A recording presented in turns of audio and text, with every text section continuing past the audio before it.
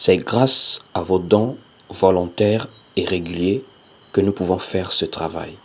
Merci à tous.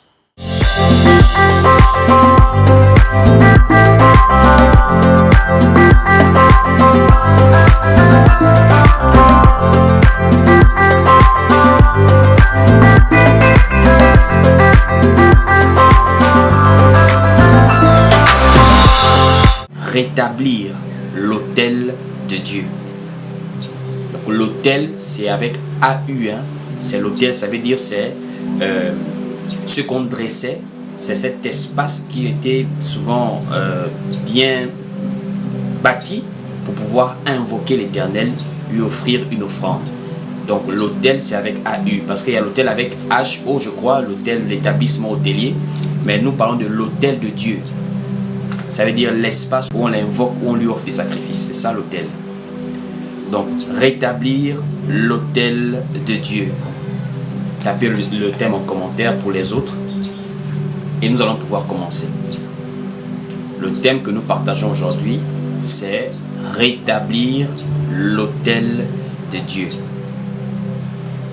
Alors, ce thème est un thème assez important.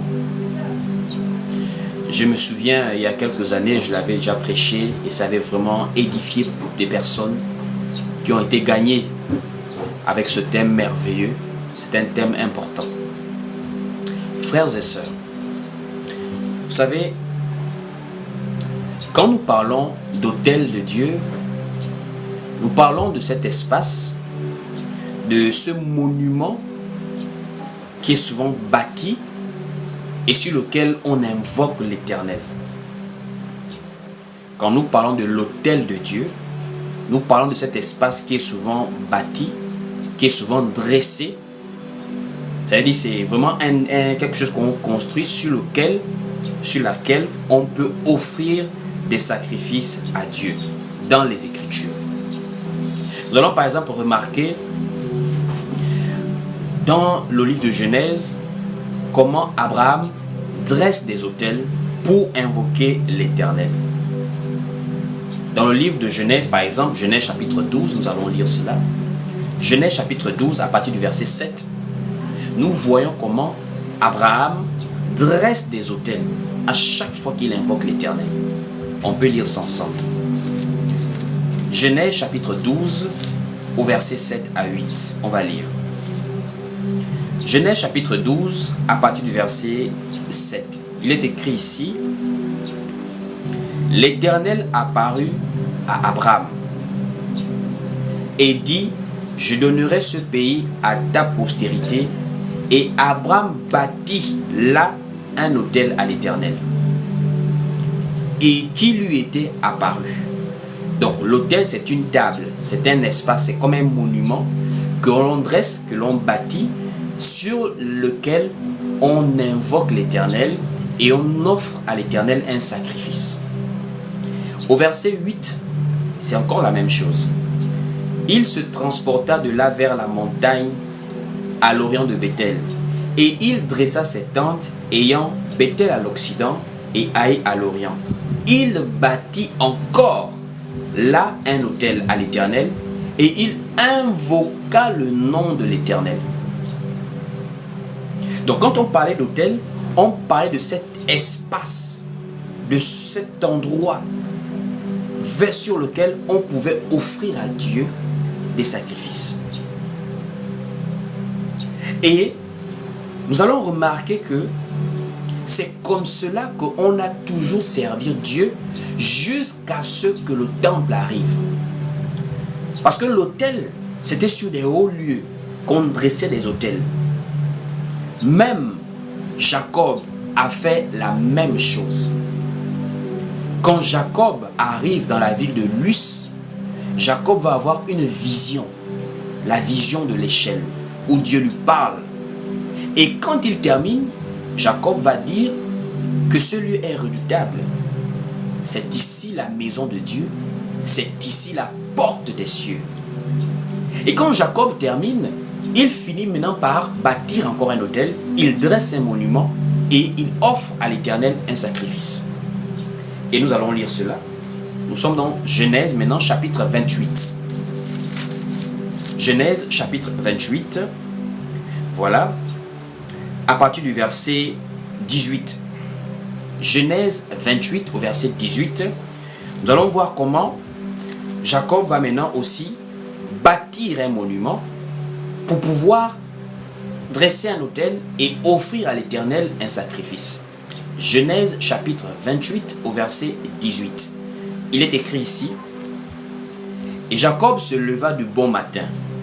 Il prit la pierre dont il avait fait son chevet, il dressa pour monument, et là il la dressa pour monument, et il versa de l'huile sur son sommet. Il donna ce lieu le nom de Luz de Bethel, mais la ville s'appelait auparavant Luz. Jacob fit un vœu en disant: si Dieu est avec moi et me garde pendant ce voyage que je fais, s'il me donne du pain à manger et des habits pour me vêtir, et si je retourne en paix à la maison de mon père, alors l'Éternel sera mon Dieu. Cette pierre que j'ai dressée pour monument sera la maison de Dieu, et je te donnerai la dîme de tout ce que tu me donneras. Donc ici, Jacob prend une pierre et il dresse un autel. Il dresse un monument sur lequel il va maintenant offrir à Dieu quelque chose et faire un vœu. Et ça se passe que sur des hauts lieux. Pour ceux qui se rappellent, quand j'avais enseigné sur l'église, on avait vu que l'église c'est la maison de Dieu. Et la maison de Dieu vient même de ce chapitre-là. Genèse chapitre 28.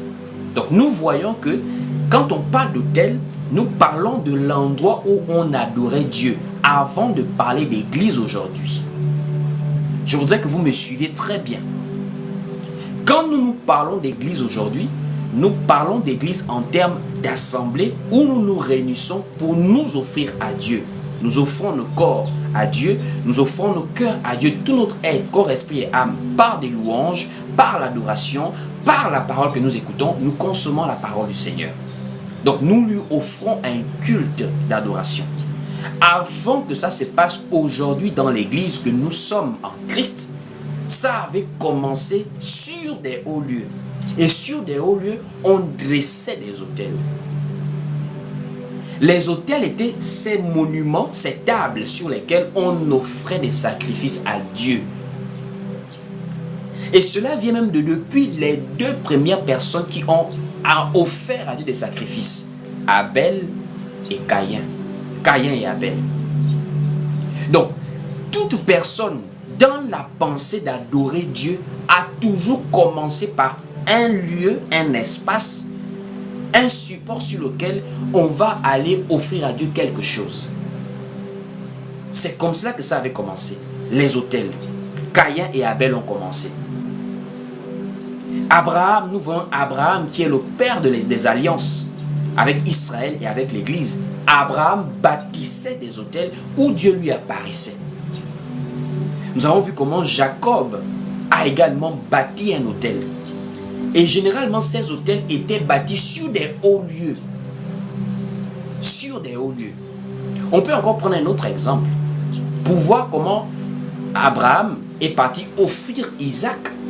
Isaac qui est un type de Christ. Quand Abraham va offrir Isaac, Abraham part avec tout l'équipement pour pouvoir bâtir un autel.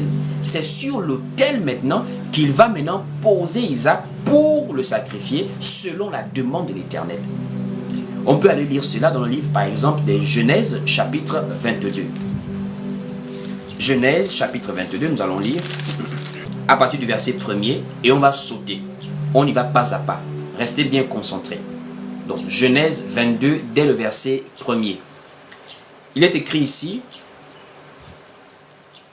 après ces choses, Dieu mit Abraham à l'épreuve et lui dit: Abraham. Et il répondit: me voici. Dieu dit: prends ton fils, ton unique, celui que tu aimes, Isaac, va-t'en au pays de Morija, et là, offre-le en holocauste sur l'une des montagnes que je te dirai. Donc quand on parlait d'autel, on parlait de hauts lieux sur lesquels on partait bâtir ces autels Et c'est sur ces autels maintenant qu'on offrait à Dieu des sacrifices. On voit comment Dieu dit à Abraham, va offrir Isaac, va donner Isaac en sacrifice, mais sur une montagne que je t'indiquerai, je te dirai. Et nous voyons maintenant ici au verset 9. On quitte du verset 2, on va directement au verset 9. Il est écrit ici au verset 9. Lorsqu'ils furent arrivés au lieu que Dieu lui avait dit, Abraham y éleva un autel. La première des choses qu'Abraham a commencé à faire, c'est d'élever un autel. Il n'a pas commencé d'abord à vouloir s'agiter avec l'offrande, avec Isaac. C'était d'abord l'endroit où il faut sacrifier. L'endroit où il faut aller offrir à Dieu le sacrifice qu'il faut d'abord élever, qu'il faut d'abord bâtir, qu'il faut d'abord dresser.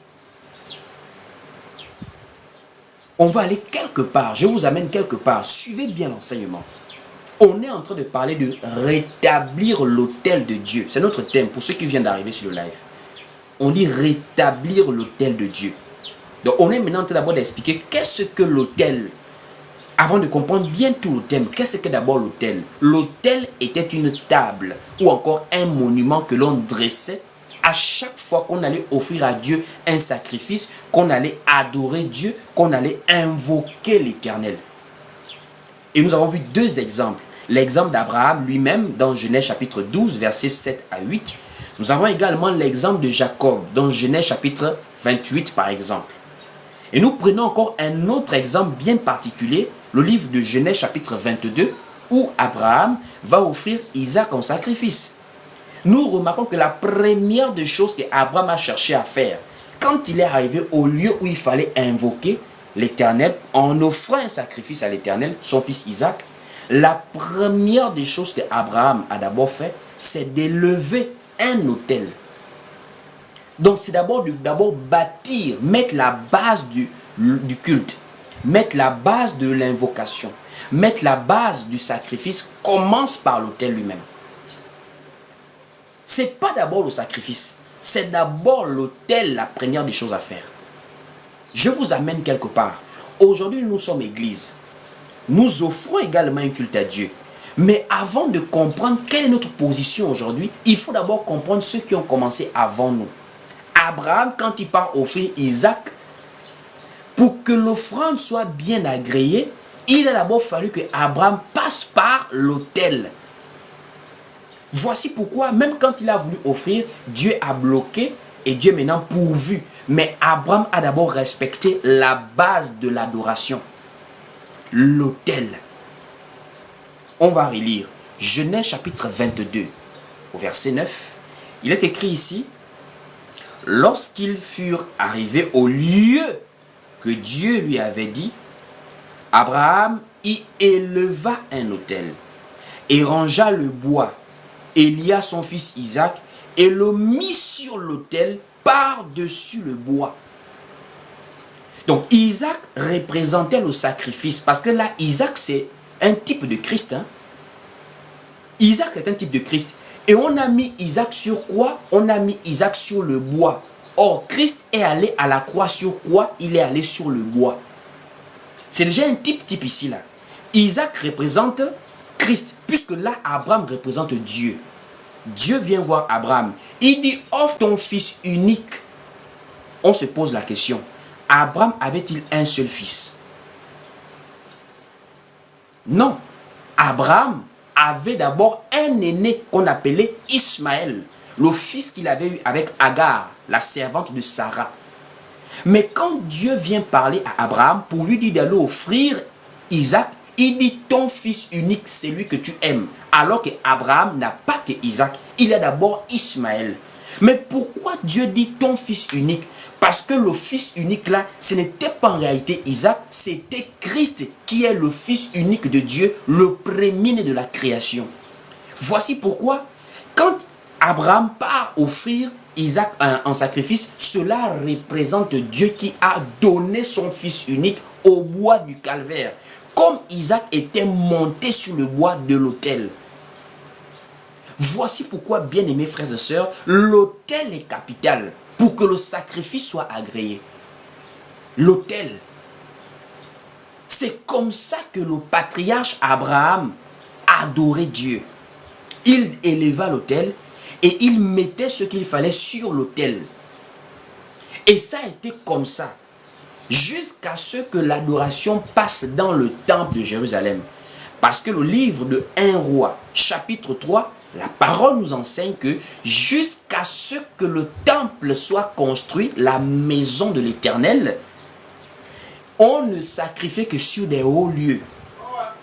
C'est l'adoration qui entre dans le temple de Jérusalem qui a mis fin aux hauts lieux. Et nous allons vérifier cela. Allons-y tous prendre le livre de 1 Roi, chapitre 3, pour voir comment l'adoration a quitté les hauts lieux, les autels, pour arriver à Jérusalem, dans le temple. Allons-y voir. 1 Roi, chapitre 3, du verset 1er au verset 2.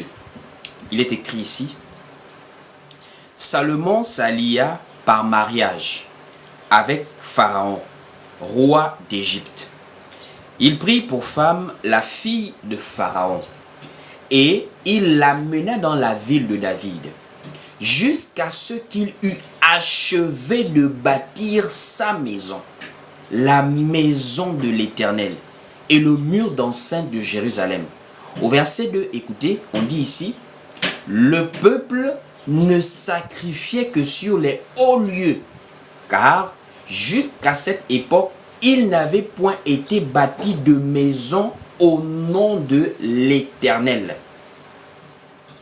Salomon aima l'Éternel et suivait les coutumes de David son père. Seulement, c'était sur les hauts lieux qu'il offrait des sacrifices et des parfums.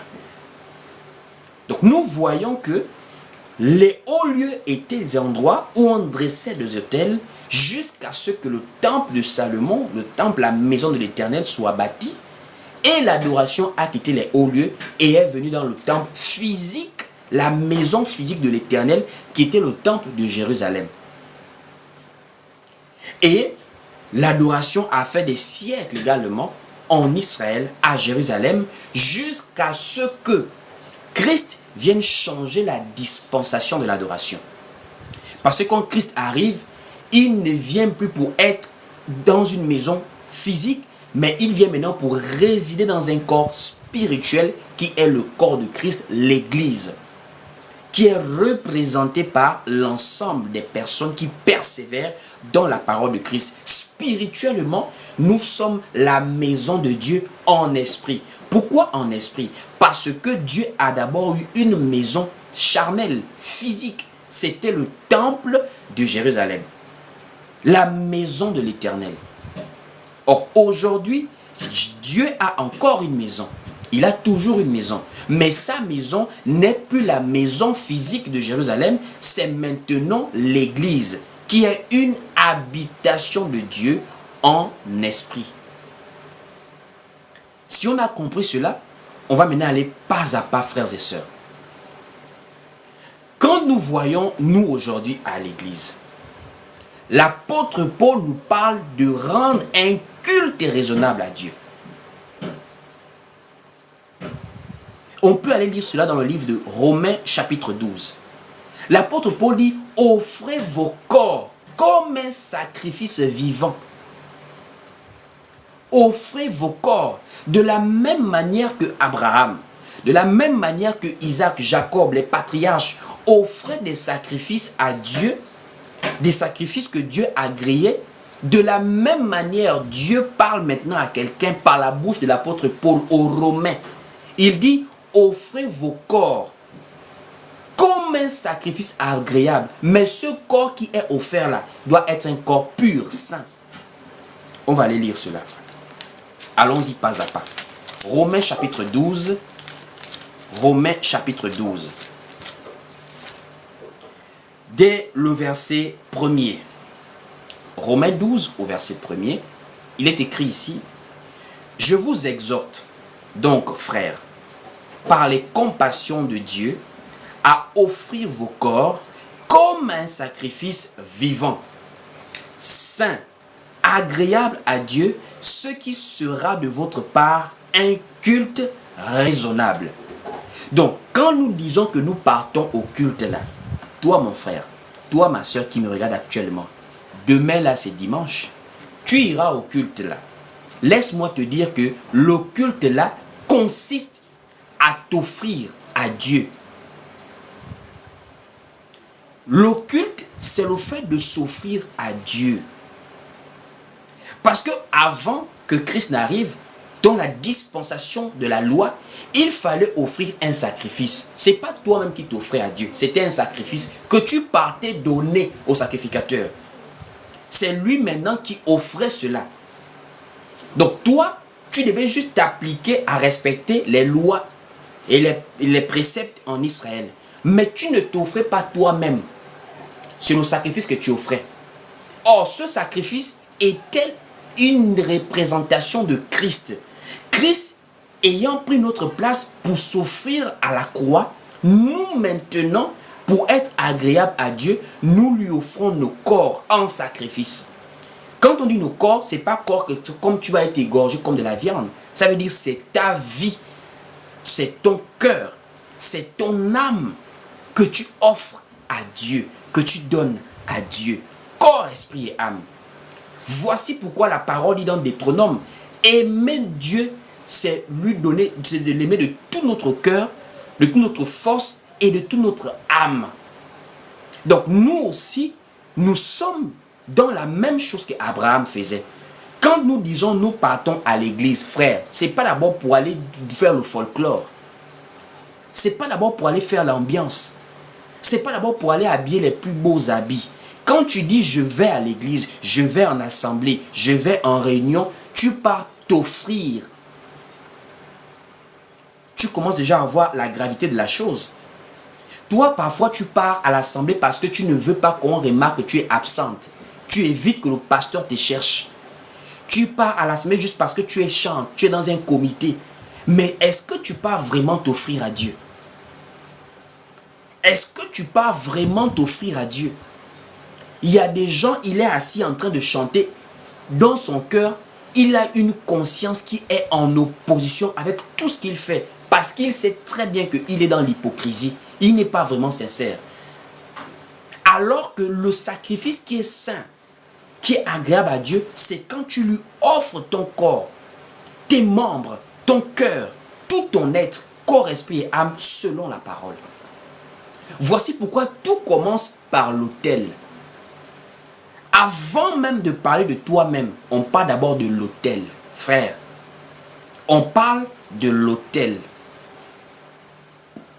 On parle de l'autel, je répète ça, avant de parler de sacrifice, Abraham a d'abord élevé l'autel. Pour comprendre la vie de foi, il faut comprendre l'adoration qui se passait également sous la loi. Regardez par exemple deux autels. L'autel de Caïn et l'autel d'Abel. Cela représente deux lieux d'adoration. Cela représente deux assemblées. Cela représente deux sortes de cultes. On a le culte de Caïn, on a le culte d'Abel. Les gens souvent m'étonnent. Oh non, Dieu est partout. Le plus important, c'est Dieu. Frère, attention.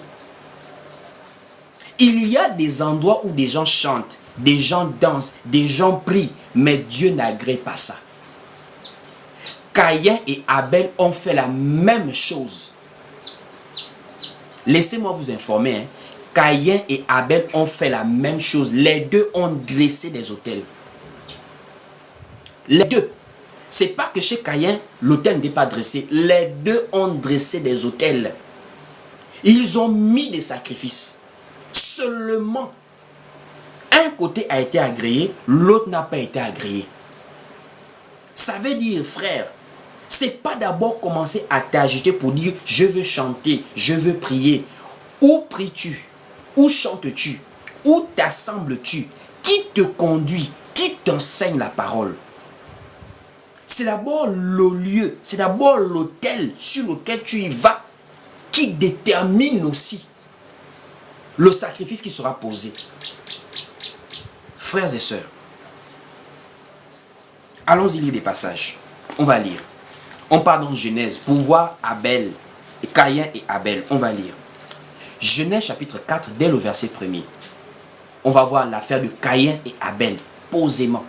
On va voir plusieurs exemples des autels qui représentent aujourd'hui des lieux de rassemblement. On va lire. Adam connut Ève, sa femme. Elle conçut et enfanta Caïn, et elle dit, j'ai formé un homme avec l'aide de l'Éternel. Elle enfanta encore son frère Abel. Abel fut berger et Caïn fut laboureur. Au bout de quelque temps, Caïn fit à l'Éternel une offrande des fruits de la terre. Et Abel de son côté en fit une des premiers-nés de son troupeau et de leur graisse. L'Éternel porta un regard favorable sur Abel et sur son offrande. Mais il ne porta pas un regard favorable sur Caïn et sur son offrande. Caïn fut irrité et son visage fut abattu. Quand nous parlons d'offrande, nous parlons de sacrifice. Quand nous parlons de sacrifice, nous parlons des autels. Frères, même là, c'est rien. Allons-y voir la confrontation d'Élie et les prophètes de Baal. Prophètes de Baal et d'Astarté ont leur autel. Prophète Élie a son autel. Représentation de deux endroits où des gens partent prier. Élie avait l'autel, mais les prophètes de Baal avaient aussi leur autel, frères et sœurs. Ils avaient aussi leur autel. On avait mouillé l'autel pour invoquer le feu, on avait tout mis. Mais, frères et sœurs, remarquez ce qui s'est passé avec Élie. D'où notre thème, rétablir l'autel de Dieu. Vous pensez que les prophètes de Baal, là, c'est juste au niveau de la prière que Élie les a dépassés. Beaucoup de gens pensent que quand Élie a prié, le feu est descendu. Il y a une chanson comme ça, c'est une louange. Quand Élie a prié, le feu est descendu. Les gens ne s'arrêtent qu'à la prière d'Élie. Les gens ne savent pas qu'il y a eu quelque chose avant la prière d'Élie.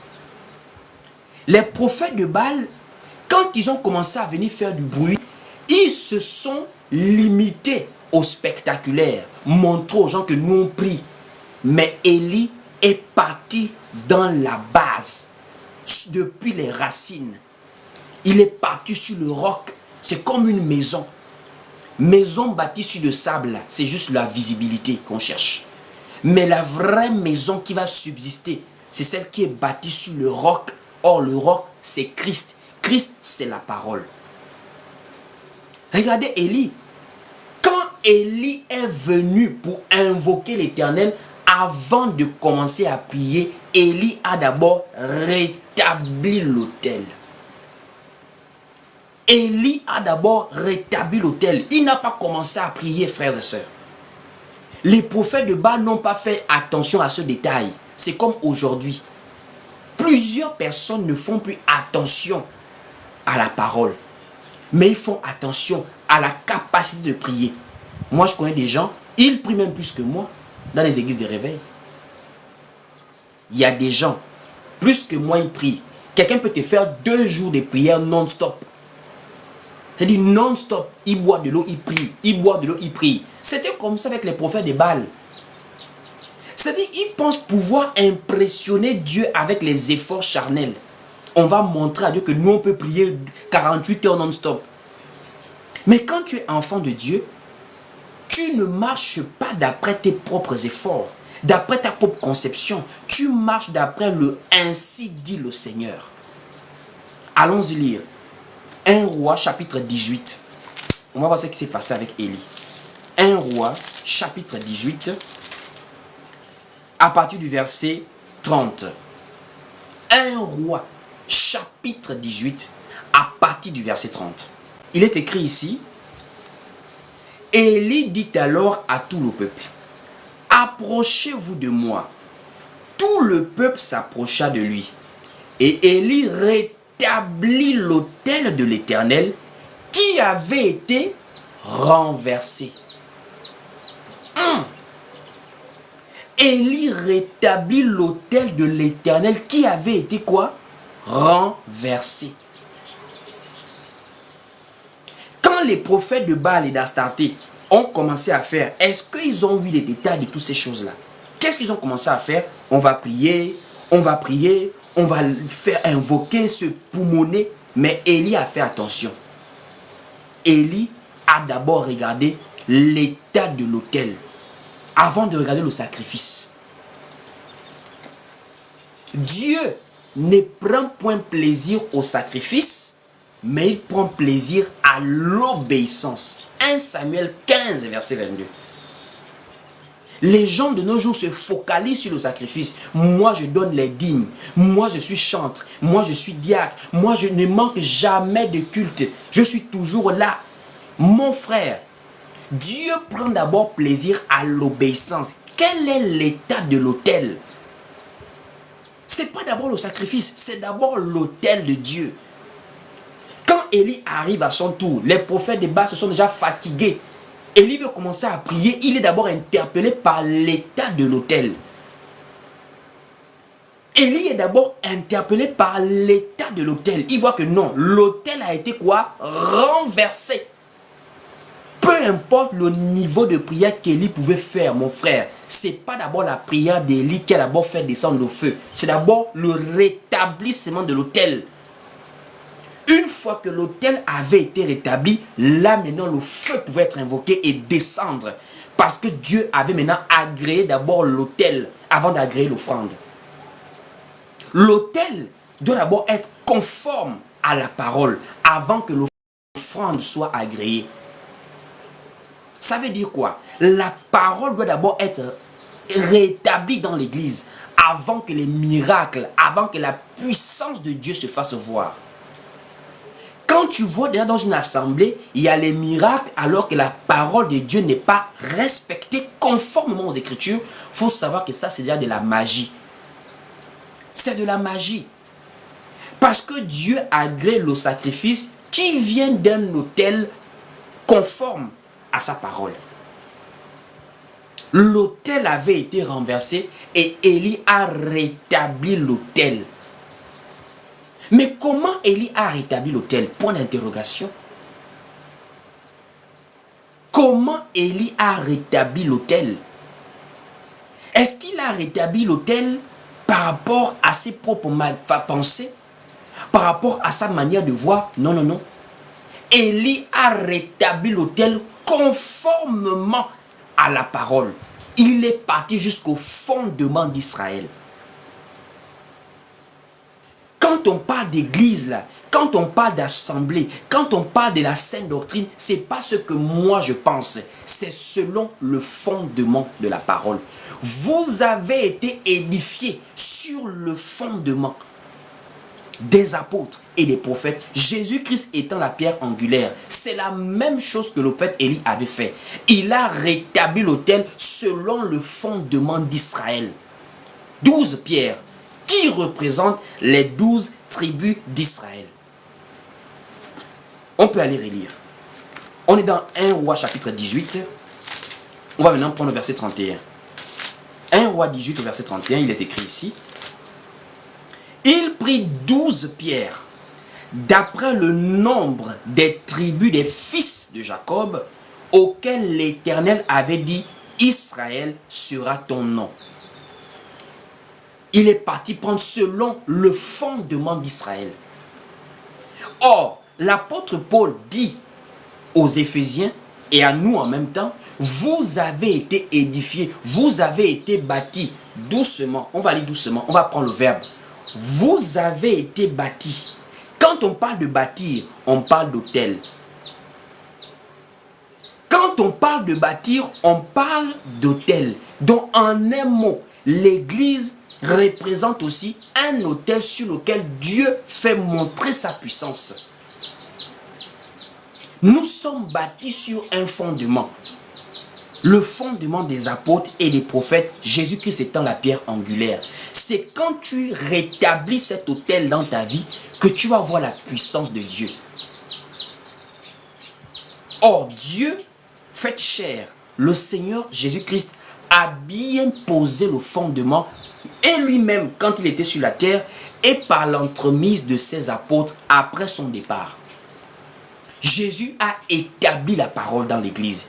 Il a dit à Pierre, sur cette pierre, je bâtirai mon église. Jésus a bâti son église.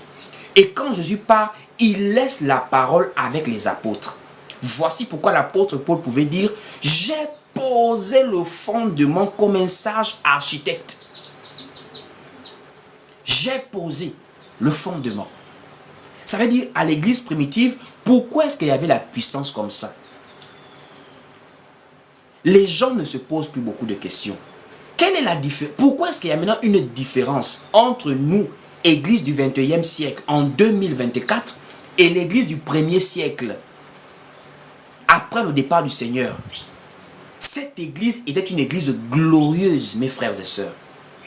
Il y avait la puissance du Saint-Esprit qui se manifestait vraiment d'une manière extraordinaire.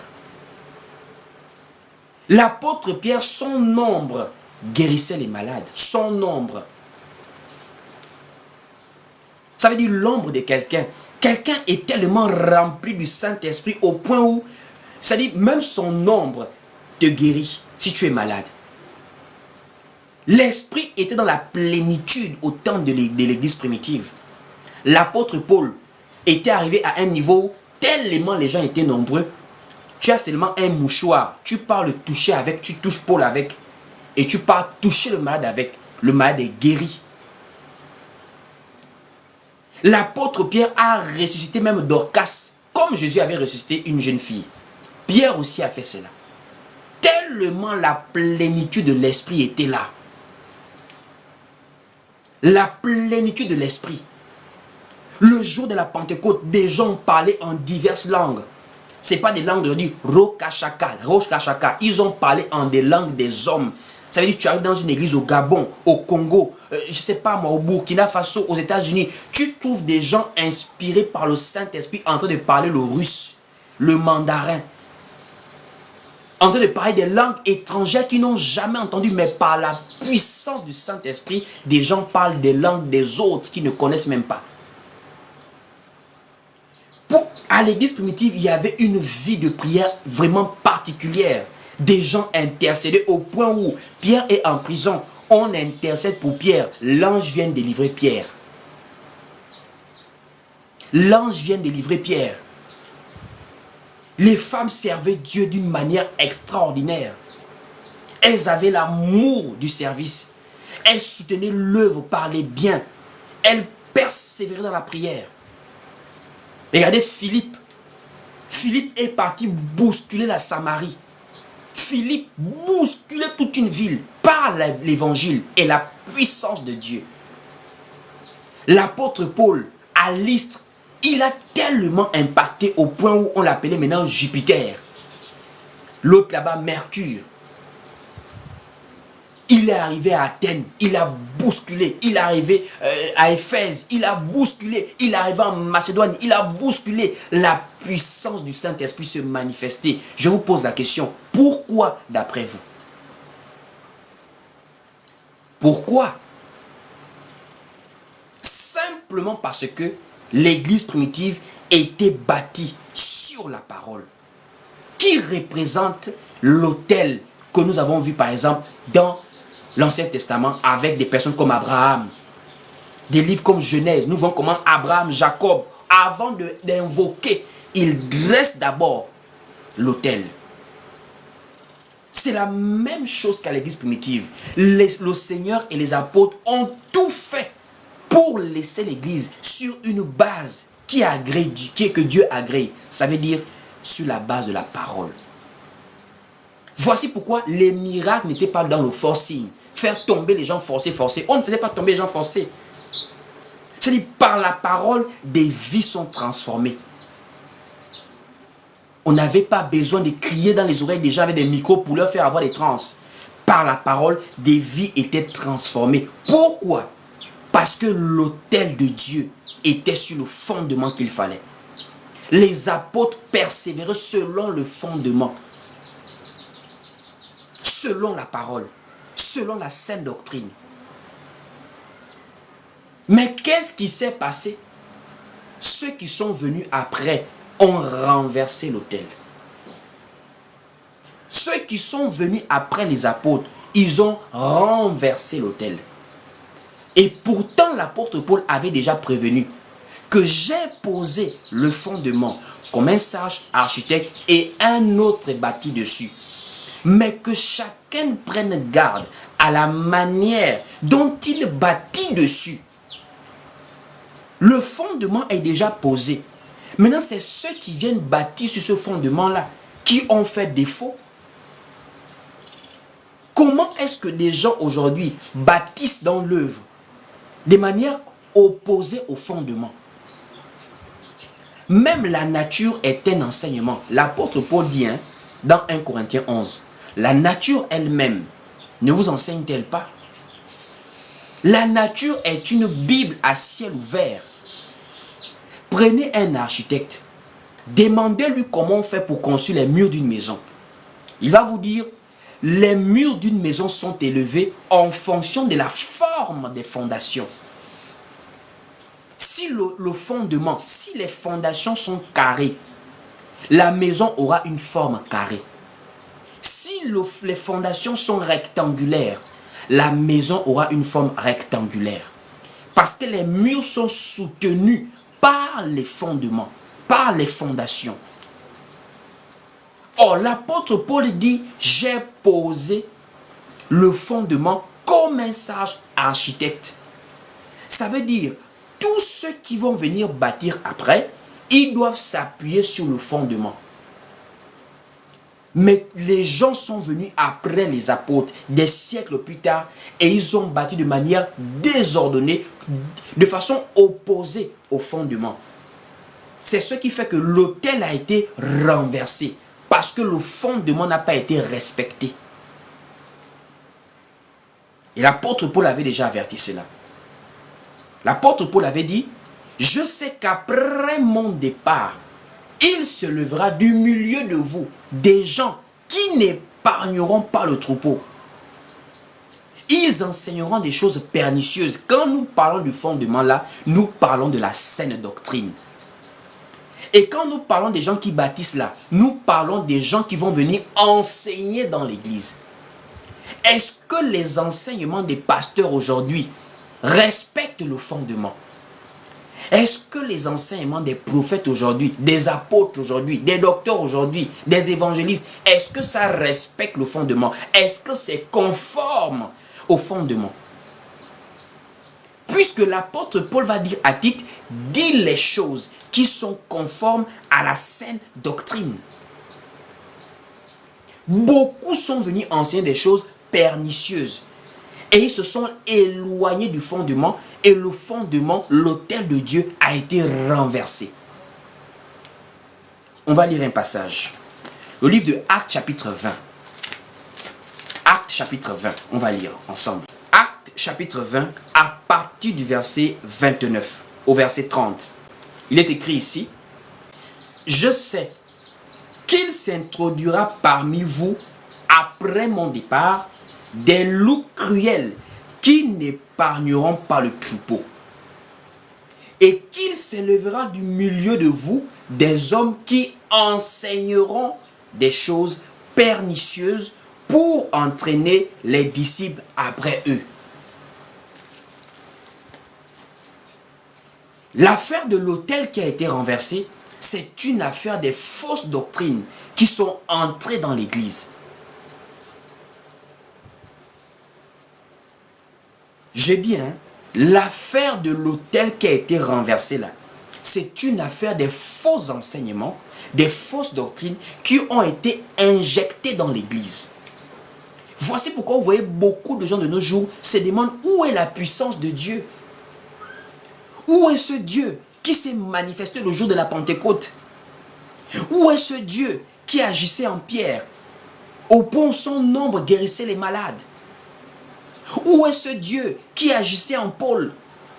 Mes frères, les apôtres du premier siècle là, ils étaient sur le fondement.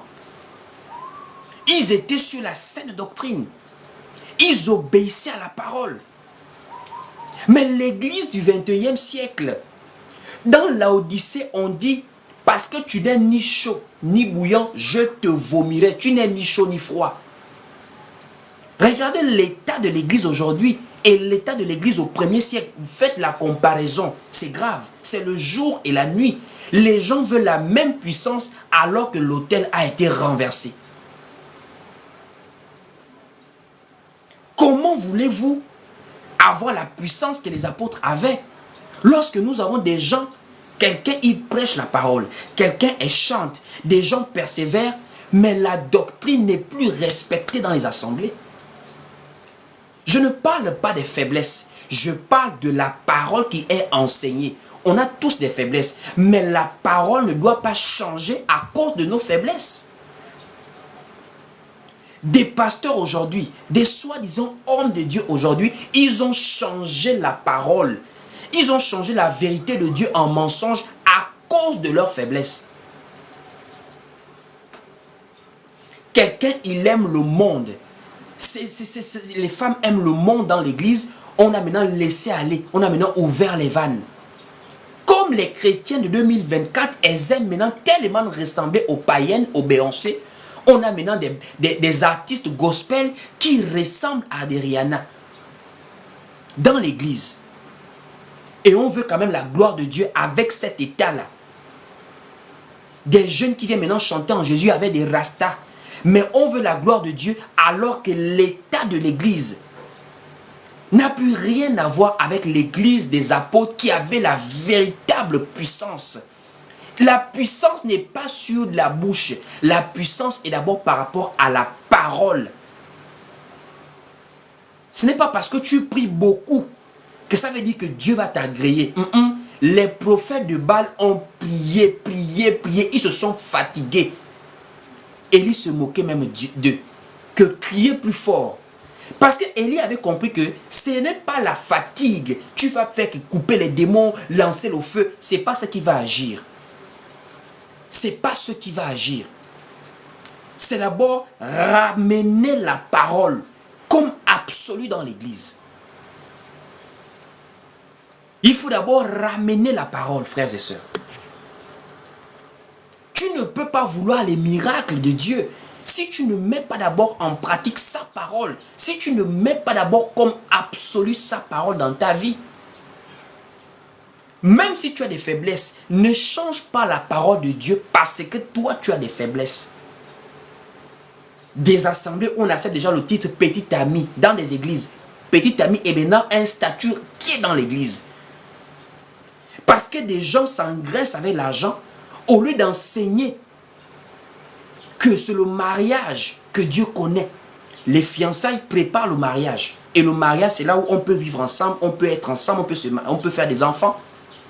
Comme l'argent là ne sert plus à aider tout le monde, ça sert maintenant qu'à acheter des jets, des voitures, des barques, à acheter des hectares de terrain pour aller construire des cités. Voici pourquoi la vie des brebis n'intéresse plus les gens.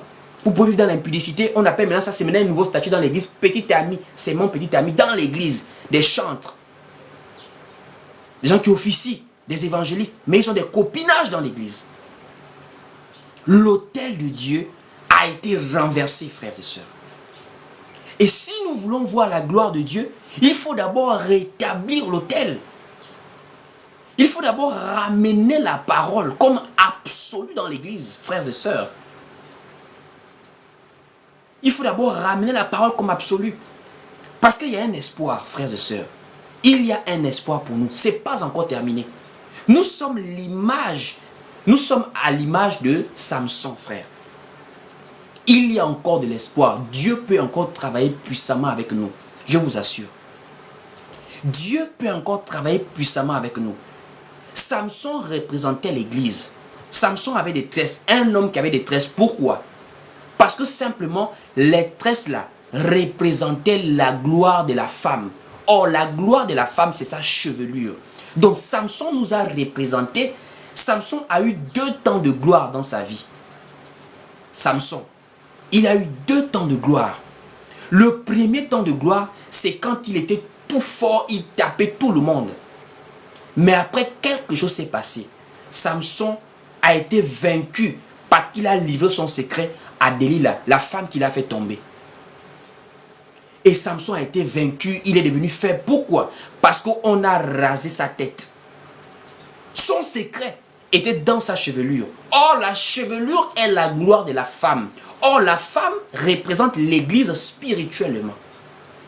Ça veut dire, il y a un temps, certes, l'église aussi, on a enlevé la puissance dans l'église en éloignant la parole.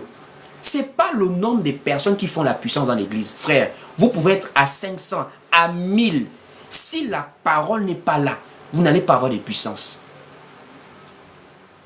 Samson, on a rasé sa tête, il est devenu faible. On pouvait maintenant jouer avec lui.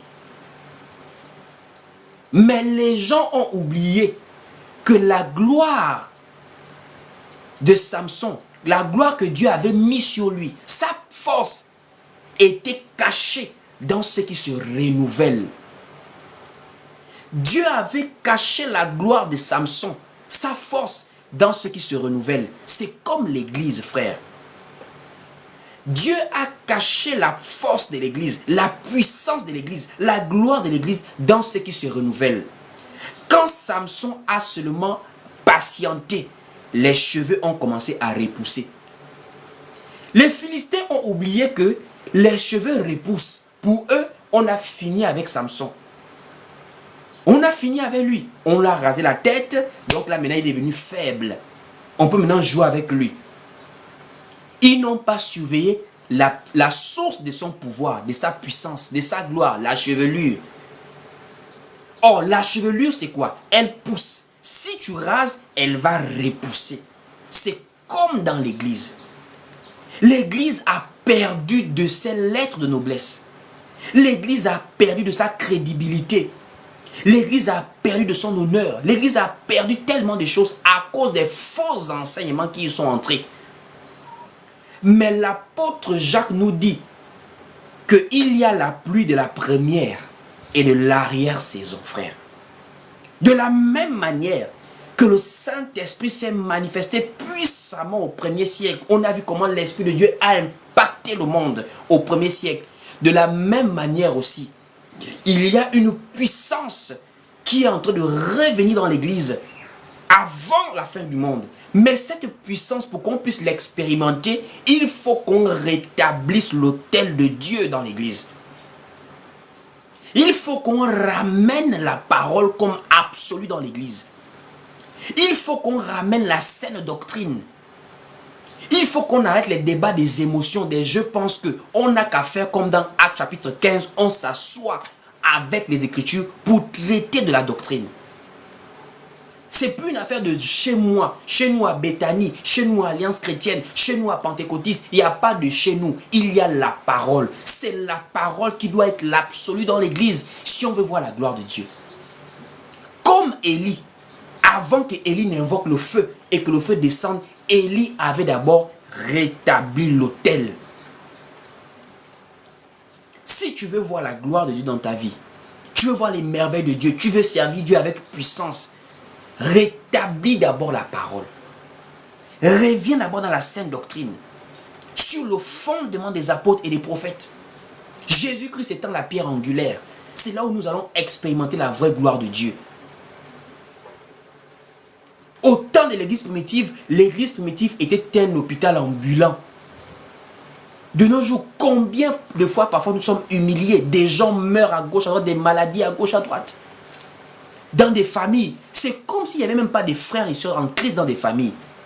Des gens meurent de sorcellerie, des gens meurent de tellement de choses, des attaques mystiques, des maladies mystiques. On a des chrétiens dans des familles, mais on a perdu tellement la puissance parce que l'autel a été renversé. Si on veut voir la puissance de Dieu dans nos vies, on veut voir comment les démons nous fuient, comment des gens font des confessions, comment des maladies sont guéries instantanément, pas avec de la magie, avec des vrais miracles. Ramenons la parole. Ramenons le fondement des apôtres et des prophètes. Ramenons la vérité dans l'église. Enlevons tout ce qui ne concorde pas avec la parole. Vaut mieux être peu dans la vérité plutôt que d'être beaucoup dans le mensonge. C'est ce qui trompe de nos jours les gens. Les gens préfèrent être beaucoup dans le mensonge plutôt que d'être peu dans la vérité. L'approbation des hommes très souvent va t'amener loin de Dieu. Parce que les hommes de nos jours, ils n'aiment plus qu'on examine les Écritures. Les hommes de nos jours, ils n'aiment plus l'autocritique. Même Dieu a examiné à chaque fois son œuvre dans la création. Même Dieu s'examine. La Bible dit, Dieu vit que cela était bon. Il vit. Et pourtant, quand il crée, il peut remarquer que je suis en train de créer, est-ce que c'est bon ou pas? Mais il termine d'abord, après il regarde. Dieu vit que cela était bon. Dieu vit que cela était bon. Dieu vit que cela était bon. Mais de nos jours, tu fais quelque chose, tu n'as même plus un réflexe de voir si c'est bon ce que tu fais. Même Dieu vit que cela était bon. Mais de nos jours, l'église d'aujourd'hui, les chrétiens des derniers jours, on n'aime plus l'autocritique. Est-ce que vraiment nous sommes encore dans la parole? Est-ce que vraiment nous sommes encore sur le fondement des apôtres et des prophètes? Est-ce que vraiment Christ est encore l'absolu dans l'église? On n'aime plus ça.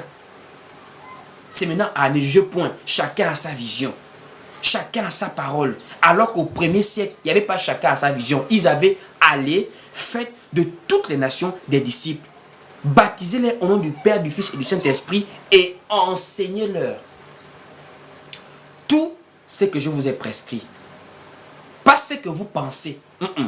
Tout ce que je vous ai prescrit. Une seule vision. On part faire des nations des disciples en leur apportant la parole de Christ. Pour plus d'édification, suivez-nous sur Facebook, YouTube, TikTok et Instagram. Que Dieu vous bénisse.